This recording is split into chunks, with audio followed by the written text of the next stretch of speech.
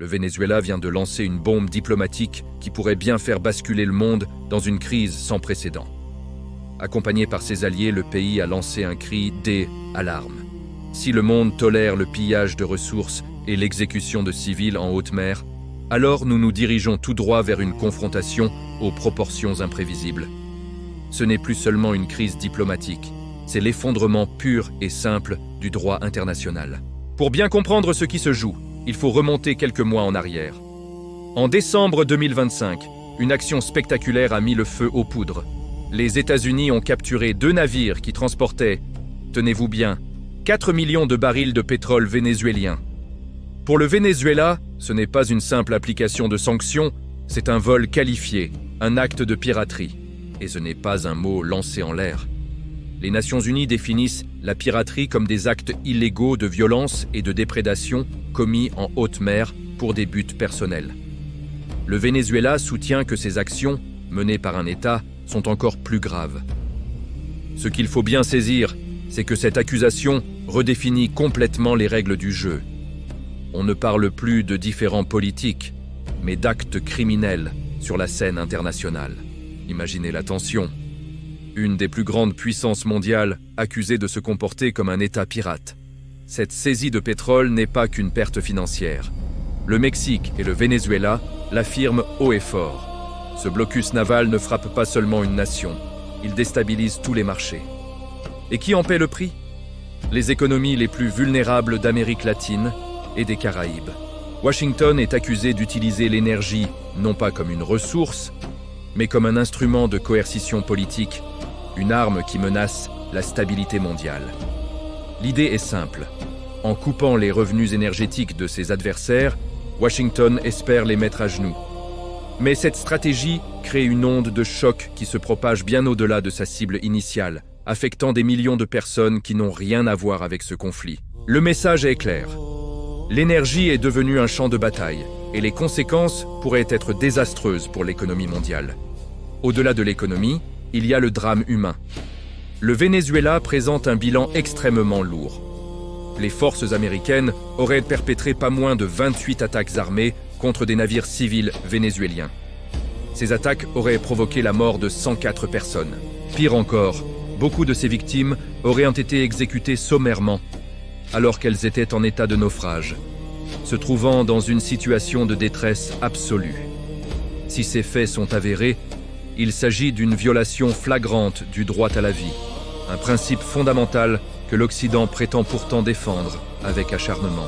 C'est une accusation d'une gravité exceptionnelle qui place le débat bien au-delà des sanctions économiques, en le portant sur le terrain des crimes de guerre. Pour appuyer son propos, le Venezuela n'hésite pas à faire un parallèle historique pour le moins cinglant. Il présente les États-Unis comme les héritiers directs des corsaires britanniques du XVIe siècle. Hier, c'était Sir Francis Drake qui pillait les navires espagnols avec l'autorisation de la reine d'Angleterre. Aujourd'hui, ce serait la marine américaine qui jouerait ce rôle, sous couvert de sanctions. La formule utilisée est brutale et sans appel. Même empire, même pratique, même barbarie.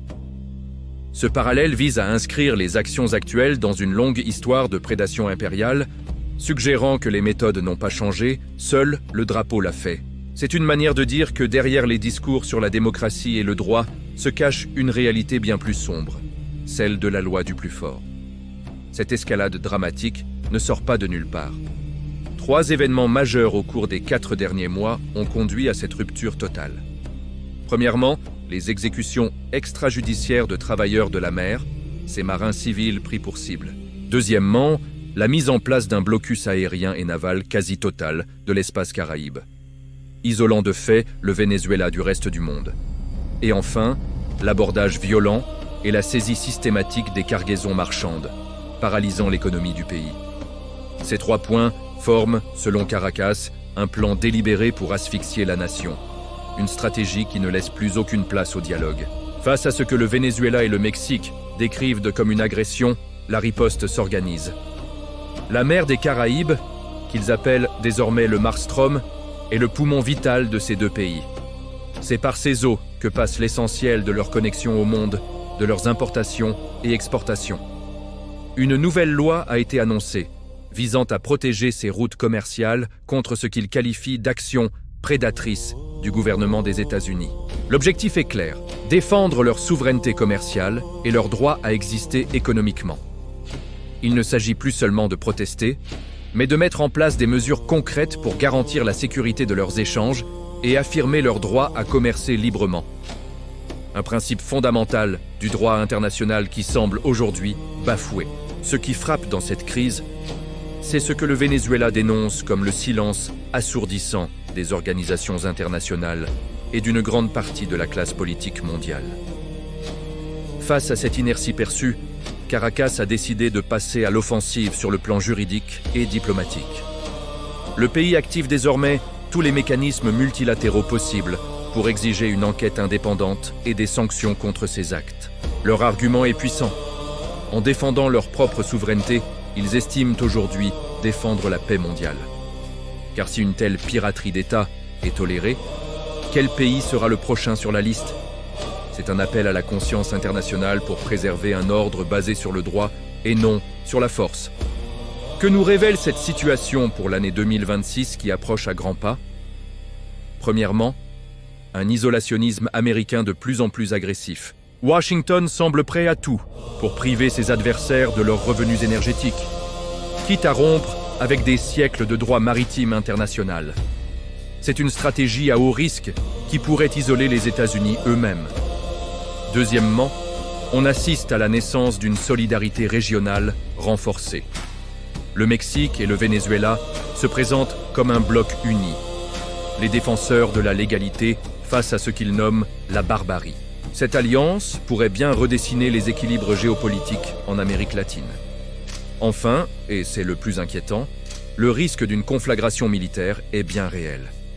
En qualifiant les actions américaines de piraterie, le Venezuela s'autorise légalement à utiliser la force pour protéger ses navires. Cela pourrait déclencher un conflit naval direct dans les Caraïbes dès le début de l'année 2026. Nous sommes peut-être à l'aube d'une confrontation majeure. Merci d'avoir suivi cette analyse. Si ce sujet vous intéresse, n'hésitez pas à vous abonner et à activer la cloche pour ne rien manquer de nos prochaines vidéos. À très bientôt.